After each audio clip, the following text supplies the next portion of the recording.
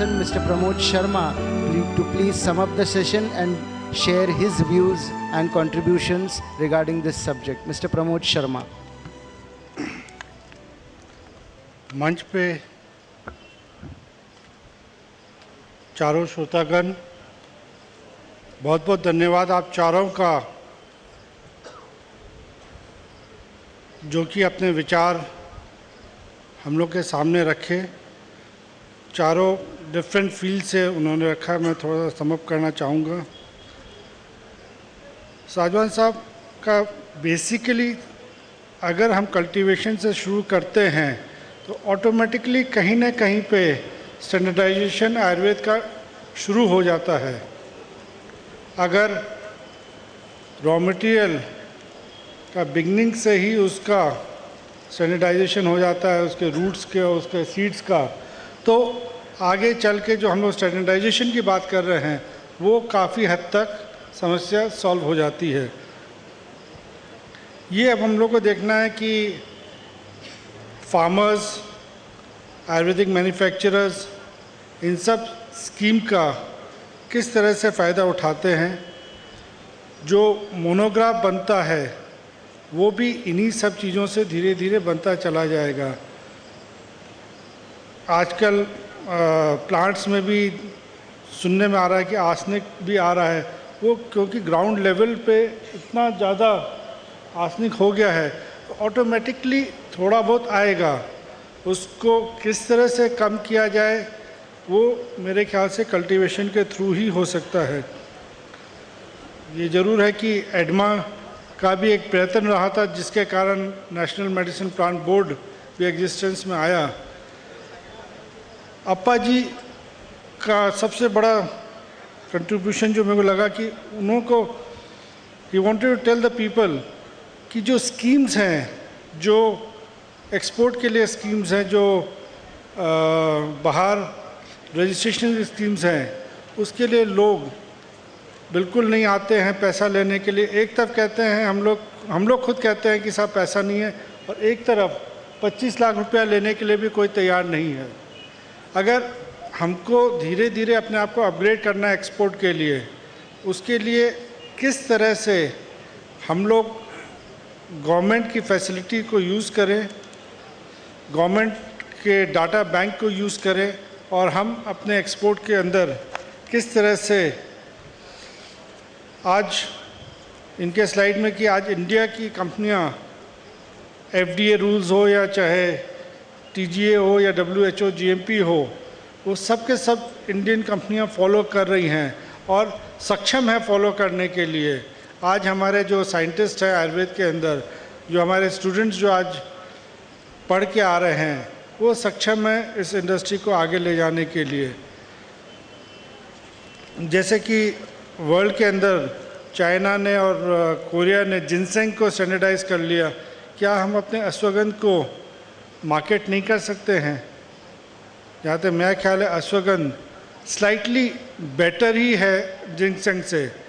Properties शायद मेरे ख्याल से सेम होगी, साइंटिस्ट बता पाएंगे ज़्यादातर, बट उसको हम किस तरह से वर्ल्ड के अंदर स्टैंडर्डाइज करके उसके डाटा इकट्ठा करके हम लोग दें।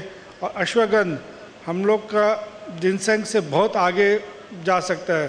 जैसे मैंने जिनसेंग का चॉकलेट भी देखा है, च्युइंगम भी देखा है, उस तरह से किस तरह से हम लोग उसका जिनसेंग का वाइन कैसे बनाते हैं, उसको किस तरह से हम लोग आगे ले जाएं, और गवर्नमेंट फार्मास्यूटिकल इनके जो ऑर्गेनाइजेशन है उसके साथ कैसे जुड़ के हम लोग आगे किस तरह से जाएं। I must thank Daniel. एक चीज़ मेरे को भी लग रही थी जब इन्होंने बोला, उसके पहले सार्क कंट्री का एक अलग से एक ग्रुप बना है, जिसमें पाकिस्तान, नेपाल, बांग्लादेश, श्रीलंका, इंडिया, माले, 8-9 कंट्रियां हैं। 8-9 कंट्री के अंदर आयुर्वेदिक मेडिसिन का एक्सपोर्ट इंपोर्ट पे कोई रिस्ट्रिक्शन नहीं होना चाहिए। आज आप I must thank him that he called us big brother in Ayurvedic this thing, and he's ready to follow the lead what India does. and they are ready to follow it. But on the other hand, Sri Lanka, Nepal, they've got a different policy. They don't have any standards, and they like the Indian manufacturers, they should come out with WHO GMP norms. Why can't they allow medicine which government of India has already allowed? हमारे को ये देखना है कि ये जो 8-9 कंट्रियां हैं, इसके अंदर जो भी आयुर्वेदिक फार्माकोपिया हो, जैसे इनका भी सजेशन है कि एक फार्माकोपिया ऐसा बने जो कि कॉमन हो, जो कि चाहे हम नेपाल में माल खरीदे या बेचे, एक्सपोर्ट करें या इंपोर्ट करें, वो सेम होना चाहिए. हम यहाँ पे मैं मिस्टर साजवान सर से भी रिक्वेस्ट करूँगा कि वो अपनी एक्सपर्टीज़ नॉलेज कल्टीवेशन की श्रीलंका को दें, ताकि उनका जो फॉरेस्ट जो थोड़ा बहुत बचा है उसको वो लोग और किसी तरह से बचा रखें, और कहीं पे एक जॉइंट वेंचर हो नेशनल मेडिसिन प्लांट बोर्ड का and between, let us assume we call it a Sri Lanka Medicine Plant Board, if they make it one. How they make two, this thing in a joint venture, because I remember Sri Lanka से Mr. Attagale, Mr. Attagale, Minister Attagale, in 82, was the minister? Was the minister in 82? Mr. Attagale, he'd come to Patna.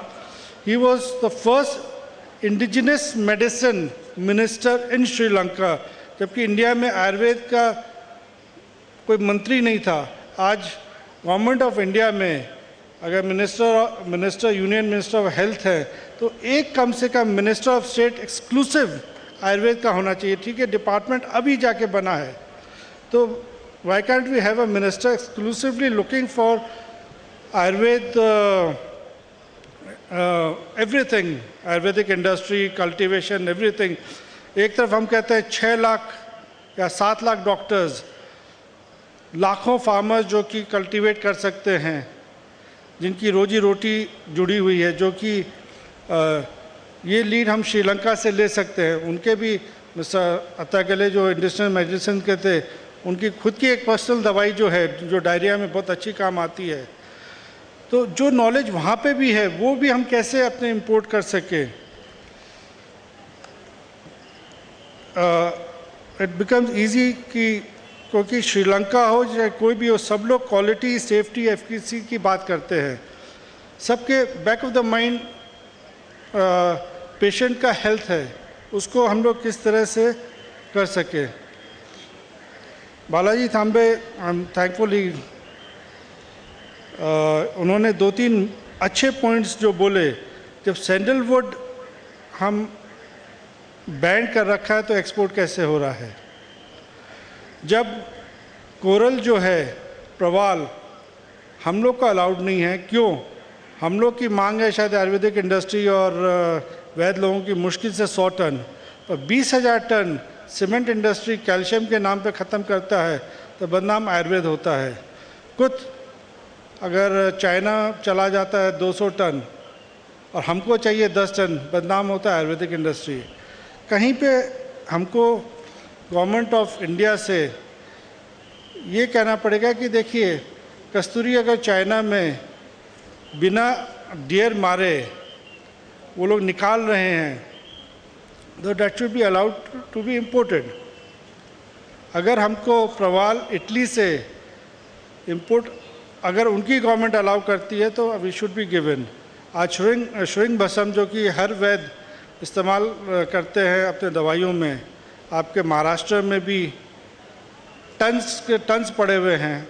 हमारा government से बातचीत भी, एडमा की बातचीत भी हुई कि वो जो आपके पास ऑफिशियली रखा हुआ है, उसके आप छोटे टुकड़े कर दें या उसको जला के हम तरीका बता देंगे जलाने का, और वो हम लोग को दे दीजिए, वैद लोगों को या मैन्युफैक्चरर्स को, ताकि हम लोग दवाई बना सकें. We want to help the government.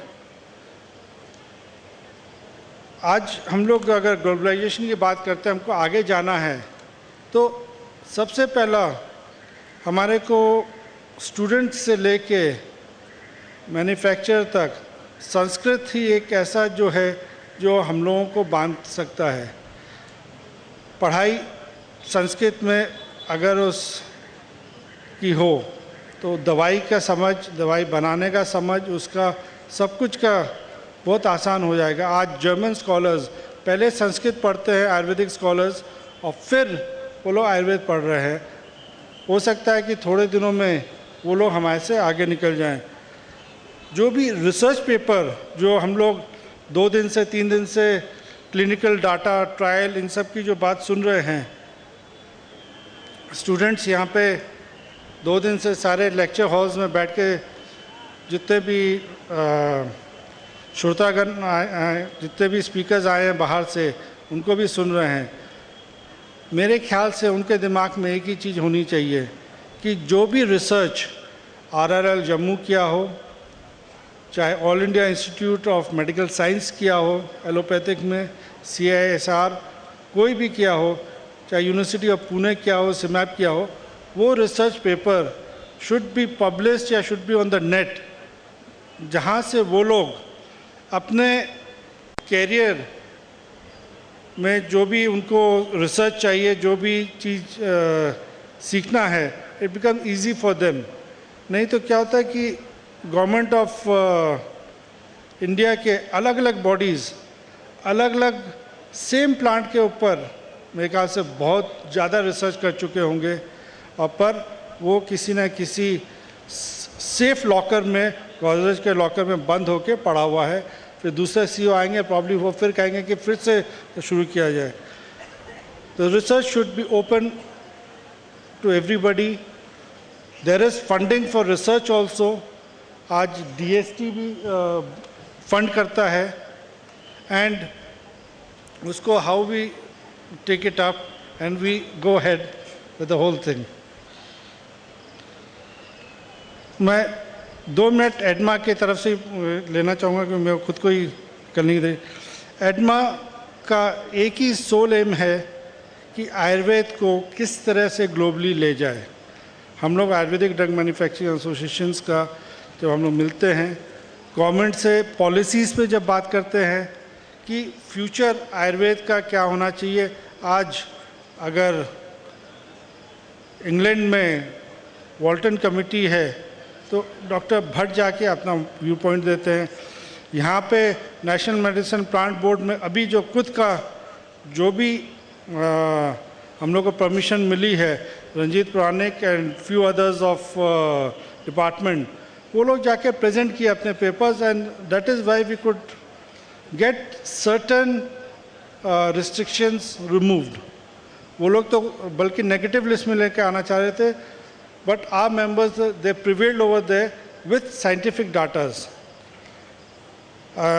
I'm very thankful to the organizers जो कि एडमा को भी चांस दिए और मेरे को भी चांस दिए यहाँ पे, and since now it's coming to an end, I would say all the best to all of you who have come from far away, to the students and to the speakers. Thank you very much.